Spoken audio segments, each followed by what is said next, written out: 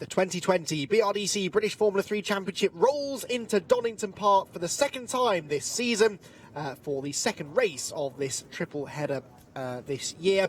And the first race yesterday was pretty entertaining, got to be said, won by Caleb Frederick, who has done himself quite a big favour as far as the championship standings are concerned after a much needed victory. He really struggled at Brands Hatch last time out, and now coming into this second race of the weekend, Frederick is back into second place in the championship, but it's looking like being another one of those really wide open years of competition. We've had 8 different winners, 12 different drivers on the podium, and a whopping 15 drivers have appeared in the top 5 at one point or another throughout the year.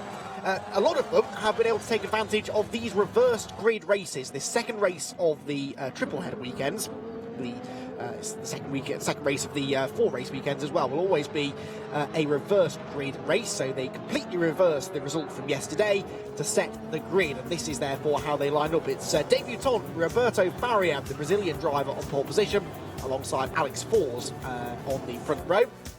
Josh Mason and Josh Skelton, 2 Joshes, both running out of different teams. It's the Lannon car ahead of Chris Dippen Racing's Josh Skelton on row 2. Skelton needs some points for the championship, and Nakajawa is 5th, and Louis Foster for Double R in the same boat really as Josh Skelton, needing points to try and keep their championship hopes alive.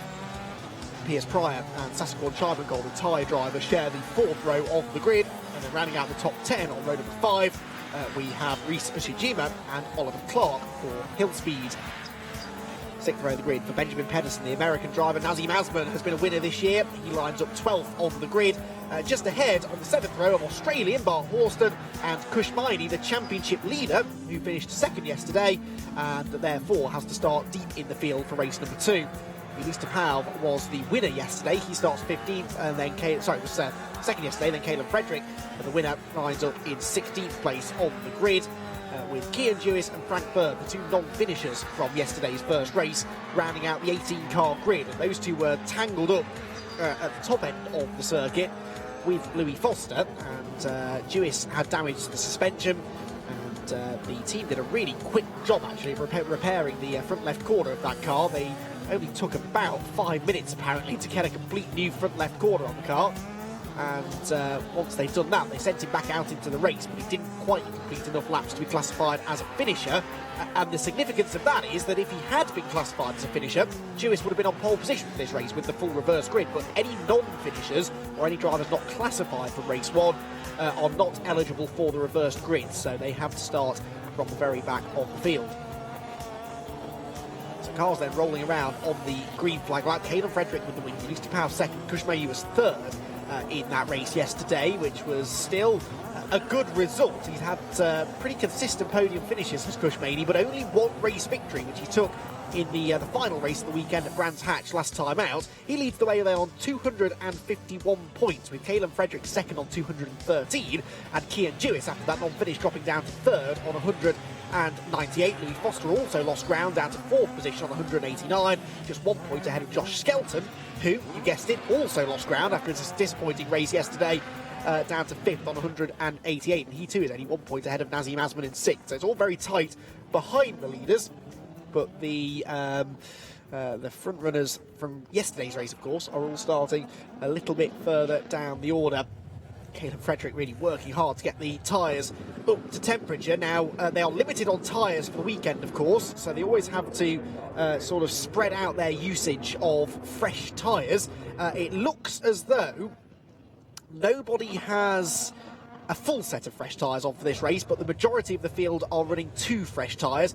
One of the exceptions for that being Roberto Faria on pole, who is on all 4 used tyres. That might well hurt him as we get into the race, which is about to get underway then. The cars lined up on the grid, the revs are starting to rise. Roberto Faria and Alex Fors, 2 newcomers to the championship on the front row. Fors does not get a good start. Josh Mason does though. Josh Mason in the 21 car pulls up alongside for the race lead, and Mason might be able to go through. Yes, he does. Josh Mason gets the advantage. Steaming round the outside there is Louis Foster in the blue and black number 26 car. He slots into 3rd position, and Caleb Frederick, the yesterday's race winner, on the grass coming out of Redgate, and he falls right to the back of the field. Down through the crater curves, Piers Pryor there almost into the back is that Josh Skelton? Yes, it is, I think, that he's racing with. They thankfully avoid contact, and they all get through the old hairpin in one piece. Yes, they do, but nervous times here at the start of the reverse grid race for some of our championship front runners who have found themselves right in the thick of the action. Up through McLean's they go again. The two hill speed cars there side by side in the middle of the field. There's a big traffic jam for fourth place there. The 71 car is Manaf Hijawi, just ahead of a big queue of cars all trying to clamber their way past him. Oh, off wide goes Nazim Asman. Both of the Carling cars that have been off on the opening lap. Asman there, the blue and red number 17 car losing ground. Piers Pryor has a look at the inside of Josh Skelton again into the Fogarty S's. This has been a typically frenetic start to the second race of the weekend. Louis Foster defending from Josh Mason. So Foster has the race lead then. So where did he do that? Josh Mason had the lead at the first corner, but Louis Foster has got it away now, going down through the Melbourne hairpin. Mason slots into second position. Third place is Hijawi. And then fourth position looks as though it's Roberto Faria, but at the inside of him goes Alex Fours, the two drivers that started on the front row together, and Fours will muscle his way through into fourth position. So end of lap one, it's Foster, Mason, Hijawi, Fours and Faria, the top five. Then Josh Skelton and Piers Pryor, and also the number 13 car, which is Reese Ushijima altogether. Ushijima, in fact, going around the outside in the silver hill speed car to try and, sorry, not hill speed car, the silver high-tech car. To move himself actually ahead of Skelton. Now trying to get up the inside of the number 7 car. Piers Pryor is up the inside of Skelton as well. Josh Skelton, 5th in the championship, really was hoping to make more of this reversed grid, but having started 4th, he's dropped 3 positions down to 7th on the opening lap of the race. So Louis Foster then leading the way. Foster, a race winner here last time we visited Donington Park in the first race. That is his one and only victory, but he was on pole position for the opening race at Alton Park. A race that he won on the road, but was given a post-race penalty for and ended up finishing down in 13th place. There's the championship leader, Kushmaini, trying to dice away with the hill speed cars. And did he get past one of them? No, he didn't. So he's still stuck behind the 79 of Sassacorn Charman Colin, the 62, his teammate Oliver Clark. But Kushmaini started 14th and has gained 3 places, and now he gains a 4th because he is on the inside of Charman Cole. Nice move made by the Indian driver. The championship leader is making much better progress than those that he started with at the back of the field. Great play of the start. Poor start made by Alex Force from the outside of row 1, and it was a great start for Josh Mason there. The white car with the blue wings, the number 21 car for Lannon Racing getting the advantage. Foster was down to 3rd at the first corner. Well, up to 3rd I suppose from 6th, but he was level 2nd going into the turn, and then would later fight back. There he went up the inside of Roberto Faria into the old hairpin, and then at some point gets past Josh Mason, but we didn't quite get to the bottom of that. That was Nazim Asman running wide coming out of Coppice Corner. Elise DePauw was a little bit delayed in all of that as well, but you can see DePauw is still stuck behind Kushmaini. Back to the battle then. There is Maney, there is Caleb Frederick, and there, number 24, is Benjamin Pedersen, also a part of that scrap. Now, yesterday's winner, Caleb Frederick, having run wide through the first corner, is down in 15th place. He had a bit of a nightmare here at Donington Park earlier on in the year, and then a double DNF at Brands Hatch last time out meant that it was a pretty pointless weekend, really. He didn't score many points at all at Brands Hatch. So Frederick, who was the championship leader going to Brands Hatch, despite having a slightly lacklustre weekend here at Donington at the round before, has now left himself with a lot more work to do, and he's not really gaining the ground that he would like. Lock up there from Faria into the Melbourne hairpin, and so Ushijima needed no second invitation to move through into 5th position. So high-tech really coming on strong actually through the second half of the year. Reese himself, teammate of course to the championship leader Kushmaini. Reese Ushijima has had a couple of podium results, including one at Brands Hatch last time out, with a 2nd place finish. Having now got past Fours, he's leaving Alex to dice with Josh Skelton. Skelton, another driver looking for his first victory of the year, despite having been in championship contention all year, really. The Chris Dibden Racing driver, who has had a couple of podium results, but no wins yet. Piers Pryor behind him has had a win, though, and Piers Pryor tried to get up the inside, then into the old hairpin. That will delay him, though, and Ollie Clark gets a good run out of the corner, pulls alongside Piers Pryor, and tries to find a way through. This is for 7th position, and it looks as though he might go through. Nazim Asman there racing away with the Benjamin Pedersen car, and Kian Jewis in there as well. Some quick drivers all dicing towards the back end of the field. Now Pryor did get overtaken by Ollie Clark, so Pryor is now the meat in a hill speed sandwich, and it's now Elise DePauw behind them. So DePauw is ahead of Kushmaini, so Kushmaini losing a place, and Elise DePauw, the second place finisher from yesterday, getting ahead of him. Ulysses, though, is a little bit further back in the championship. He's had a win this year, Ulysses Powell, but a couple of non-finishes as well, as the other Hill Speed car now gets up the inside of Piers Price. That's called Chimon Cole. Piers Price tries to fight back on the exit. Could this open the door for Ulysses Powell and Cush Maney to gain some more places, I wonder? Maney has a look at the inside of Powell, can't do it. Piers Price also can't get around the outside of Sassacord Chimon Cole. And so the places, in the end, stay as they were going into the Melbourne hairpin, with Chimon Cole now ahead of Pryor. Pryor has a look at the inside, has more than a look, has a real kamikaze dive up the inside and gets the move made, and Ulysses Powell follows him through as well. So that was opportunistic stuff there from Ulysses Powell, who now sets about trying to attack the Landon driver as well, and Cush Maney is trying to come through as well. Yes, he does. So 3 places lost for Sassacord Chimon Cole, and that was really important for Cush Maney that he got through also. And now Bart Horston in the number 50 car and Caleb Frederick come up to challenge the 79 of Chimon Cole. Can Sassacord fend them off? I think he might, but Frederick's going right around the outside of Bart Horston there. It's Bart Horston that's known for overtaking people around the outside line, but he gets Bart Horston by Caleb Frederick at McLean's, and the Carlin driver picks up another spot. So Caleb Frederick, who is still some way behind Cush Maney in the points, his target really is that silver number 14 high-tech GP car. But there is a car between them for the time being. Don't forget, in this second race there are fewer points on offer for a race victory. So in races 1 and 3 you get 35 points for a win. You only get 20 for a win in race 2 because it's a reverse grid, but you get a bonus point for every position that you gain from your starting spot. So you can still end up scoring quite a lot of points in these reverse grid races. As Roberto Faria and Josh Skelton continue to debate 6th position out of the Melbourne hairpin. They're getting caught, I'd say, by Ollie Clark. And Piers Pryor not far behind him. Skelton launches one up the inside. Oh, and Roberto Faria was turning into the corner. Skelton had to bail out to avoid contact, and that will kill his momentum out of Redgate Corner.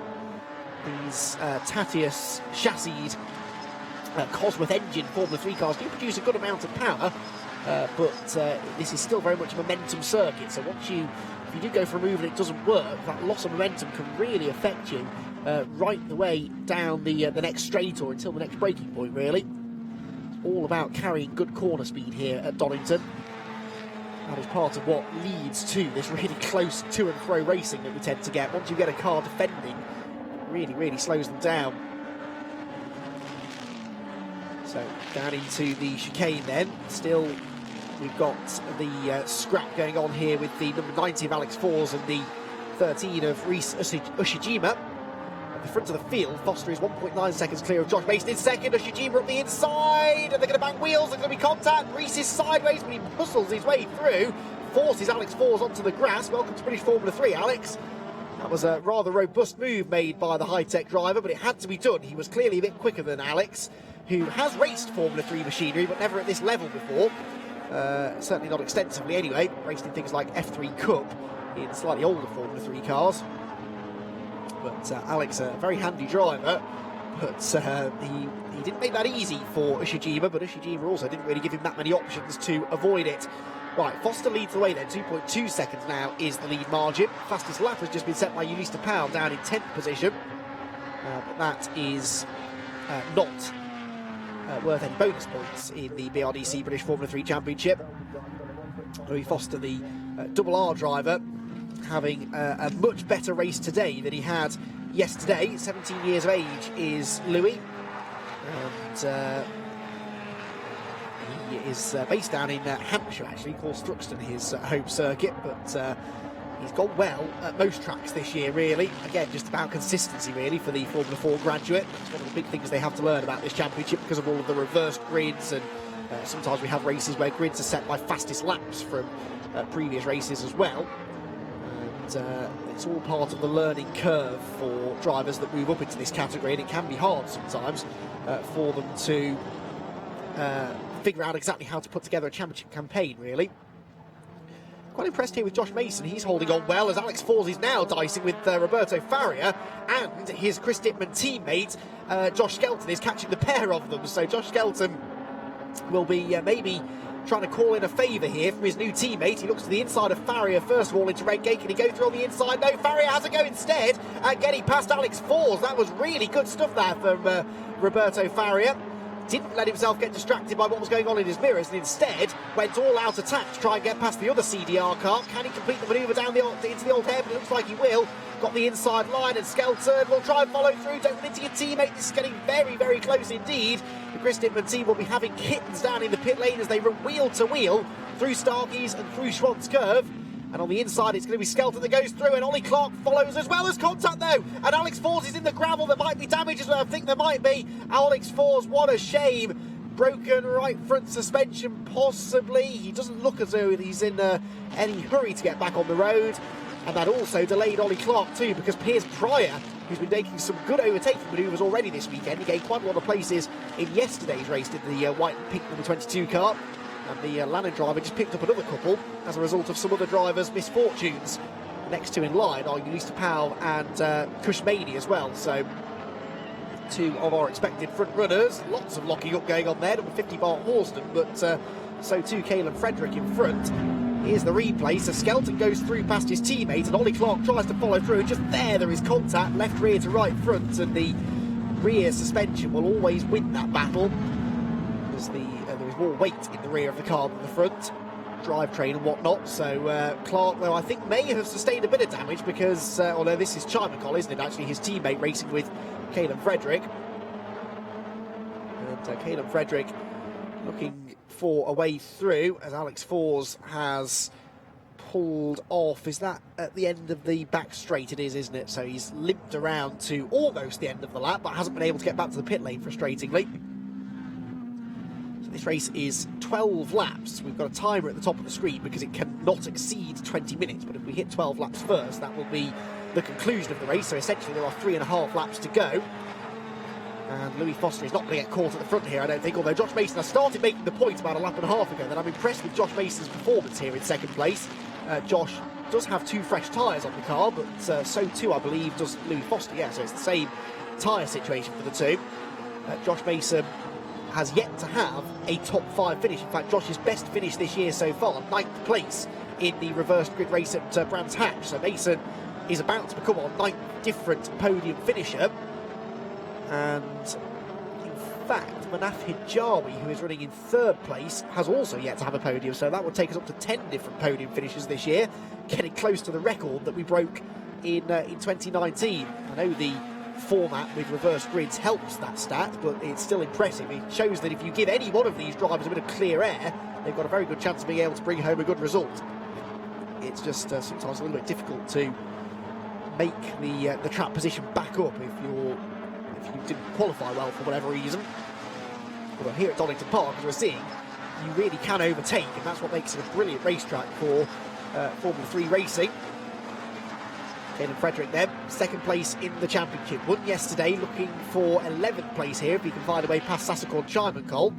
Chimancol started 8th, so he's just sort of slowly been slipping backwards a little bit. Caelan Frederick definitely looks the quicker of the two. Carlin Carl just can't find a way past. Not been a good race this for Carlin, really, hasn't it? Because Nazim Asman has also not really. You see him a couple of places further back. The blue and red car in 14th place. Neither of them have really made their way to the front in this one. Asman was a winner at Brands Hatch in this equivalent race, a reverse grid race, but hasn't been on the podium since. So Asman will be a little disappointed maybe. He was just starting to creep into championship contention, but he's slipping back away again now. It's all concertinaing up again here, isn't it? From Roberto Farrier in 5th place on back, really. Farrier, Skelton, Pryor, Clark and DePauw and Maney all together. And then just ahead of them is the fight for 2nd place, because Josh Mason is being caught here by Manaf Hijawi. And Reese Ushijima in the high-tech car has just set the fastest lap of the race in 4th place. 125.095, just under 2 laps to go. Has Ushijima got any time to attack Manaf Hijawi and maybe deny him his first podium? Ushijima has had a couple of 2nd place finishes, one of which was from that reverse grid race at Brands Hatch. But the other one was actually here at Donington in the first race after a really good qualifying effort. Changeable conditions that weekend though, which definitely played a part in spicing up the racing action. There is the confirmation of that lap time of Reese Ushijima pulling away from Roberto Farrier now to the tune of 3.4 seconds nearly. The fastest lap of the race, 125.095. It compares to yesterday's fastest lap, which was set by Caleb Frederick for 25.2. So he's gone 2/10 quicker than Caleb Frederick, despite the fact that yesterday's fastest lap was set by the race winner out in clean air the whole time. So Ushijima really impressing here as he looks for another podium finish. Rees has also finished every race so far this year, which is a nice stat to have. And you can see now, you'll also see they've caught Louis Foster. What's gone on here? But Louis Foster must have had a moment somewhere, because that gap has just come down by 3/4 of a second. So the lead gap is only a second now as we go on to the final lap of the race. What is going on with Louis Foster? Is it a problem? Was it a mistake? It was a very slow lap. 1:26.1 is about 3/4 of a second off his previous best as well. Is there going to be a sting in the tail of this race maybe for the race leader? Foster, as he comes out of the old hairpin, the car looks okay. There's no obvious damage. Mason, Hijawi and Ushijima are continuing to close. Well, no, not really. Not in the first sector. Ushijima was quicker than the leader, but the other two weren't. So it must have just been a moment on the previous lap for the leader, Louis Foster. And that is a scary moment that he could do without, really. Heads down the exhibition straight towards the chicane at the end of the lap. And Josh Mason pushing on here. He can sense maybe an opportunity to take his first victory of the year, but I don't think it's quite going to happen. Into the Melbourne Loop they go. This is the 12th and final lap of the race. And Louis Foster looks like he's going to take his second victory of the year. It will be his 4th appearance on the podium, and a very timely one as well, because having lost ground in the championship yesterday, a race win is exactly what the doctor ordered. He comes out of the final corner and takes the checkered flag in round number 13 of the BRDC British Formula 3 Championship. Second place goes to Josh Mason, third Manaf Hijawi, fourth Rees Ushijima. Roberto Farrier hangs on to 5th place ahead of Josh Skelton, Piers Pryor, Ollie Clark, Ulista Powell up into 9th, and Kushmedi in 10th position, having started 15th and 14th respectively. Good efforts from those two. Pascal Chimencol is next, and then the real story, I suppose, behind that is Bart Horston, who only manages a 13th place finish. Kian Jewis as well didn't make any ground up. He started 17th, finished 17th, so whilst I wouldn't go as far as to say that's the end of his championship hopes, it certainly hasn't helped him at all, especially since Louis Foster, who was only 9 points behind him in the championship, just won the race. Well, let's confirm that result then for you, shall we? The 13th round, second race of the weekend for the BRDC British Formula 3 Championship is won by Louis Foster, Josh Mason second, and Manaf Hijawi in third. And for Mason and Hijawi, that is their first podium visit of the season. Rees Ushijima is fourth, Roberto Farrier fifth in his first weekend of the season. Not a bad effort for him. Then it's Skelton, Pryor and Clark, with Powell and Kushmedi, the championship leader. He'll hold on to the championship lead, but by a slightly reduced margin now over the likes of Louis Foster. And it's Saskia Chimencol, Caleb Frederick, Bart Horston, Nazim Asma and Benjamin Pedersen rounding out the top 15. And then outside the top 15, Frank Bird and Kian Jewis with Alex Fors, the race's only non-finisher. Well, an interesting situation then points-wise. They have, of course, got a third race coming up later on this weekend, later on today, I should say, that will most definitely have another bearing on the championship. That one will go back to a more traditional grid setup, though, based on fastest laps from the first race, I think it is. There'll be another 12-lap race for the British Formula 3 Championship at about 4:05. We're hoping to get that one underway. First of all, though, let's remind ourselves of what happened in a very entertaining second race of the weekend. It was a good start made by Josh Mason, the 21 car, to take the early advantage from the second row of the grid, whilst Louis Foster was locking up on the outside line. He moved up from 6th to 3rd into turn 1, but he would have the lead by the end of the opening lap. Yesterday's winner, Caleb Frederick, was in the gravel at turn 1, and there was a huge traffic jam going into the old hairpin, whilst Louis Foster got up the inside to take second place away from Roberto Farrier. The second of the Carling cars was off on the grass coming out of Coppice. That was Nazim Asman halfway round the opening lap. He gathered it together but lost a few places as a result, as Piers Pryor was gaining more ground just as he did in yesterday's race. Some good overtaking manoeuvres from the Landon driver this weekend. By the end of lap 1, Louis Foster had got the lead away from Josh Mason, who had a big lock-up into the first corner. Behind, the high-tech car of Rees Ushijima, though, was one of the race's biggest movers. He started 9th and eventually finished in 4th place, having made some very spectacular round the outside overtakes. But the inside went Saskia Chimencol to get himself ahead of Piers Pryor, This would set about a bit of a downturn in performance for Pryor. He fought back again though into Redgate corner and muscled his way past the tyre driver to regain the place not that long afterwards. Ushijima was continuing to move his way forward, elbowing his way past the number 90 car of Alex Fors through the Melbourne hairpin, and then Fors lost more ground, first to Roberto Faria, then to his teammate Josh Skelton, and then contact with Ollie Clark put the CDR driver off the track and out of the race with damaged front right suspension. Despite the gap coming down significantly on the last lap or so, Louis Foster was able to control the race and win for the first time this weekend, taking his second victory of the year. And Louis Foster, therefore, makes up a little bit for his disappointing race yesterday.